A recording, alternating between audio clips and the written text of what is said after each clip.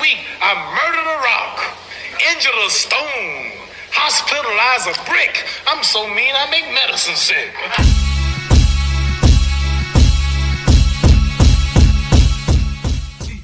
Top of the morning, fight fans. This is Kurt DeVille with Counterpunched Boxing News, and I have some new news concerning Malik Scott. Get this. Coach Malik Scott loses notoriously to an MMA star in Russia. Deontay Wilder's trainer Malik Scott got back into the ring for the first time in 6 years as the American traveled to Russia last week for his return.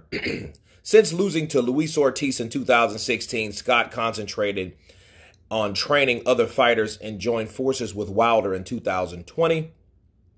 Credited for improving Wilder for his trilogy with Tyson Fury in 2021, the fight of the year, Scott accepted an offer for an exhibition comeback. The fight quickly became notorious for two reasons, though. One is that the odd guy traveled to Russia during the war on Ukraine, and for two, for the shocking verdict at the end. Despite looking sharp and controlling a lot of the contest, the Russian MMA legend Sergei Charitsnov saw his hand raised. Scott even dropped Charitsnov with a beautiful body shot, but it wasn't enough to sway the scorecards his way. After the fight, the MMA star gave Scott credit for his performance. It was very difficult. My previous fights ended in the first round and the third or fourth. Malik Scott is a very serious opponent, said Charitsnov. Malik Scott is a machine. I knew who I was going to fight, but I always go forward, he added. Okay, Scott said, it felt good getting back under the lights last night. It's been almost 7 since the last time I gloved up. It's been 4 years since the last time I did some serious sparring. When you're always busy teaching the craft and learning the craft, it keeps you in some kind of physical shape. Wins, loses, disappointments, etc. I'm grateful for every experience and lesson that comes from the noble art. Those are the words of Malik Scott. This title is very misleading because if he dropped the guy with a body shot, he didn't do too bad. In fact, I didn't see the fight. If I watched the fight, maybe that's the pivotal moment in the fight. Okay, he could have very well won the fight, but because of what's going on in Russia, people are boycotting Russian products. A lot of the Klitschko's are trying to boycott and stop them for Russians from even competing.